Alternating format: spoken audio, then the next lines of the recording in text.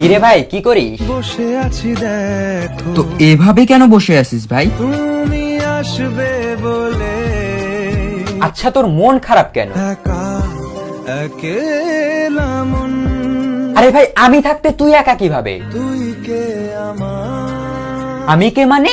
আমাকে তুই ভুলে গেলি? আর না ভাই তুই কি তোর লাইফে ভালোভাবে বাঁচতে চাস না? বেঁচে থেকে লাভ কি বল বেঁচে থেকে লাভ কি মানে?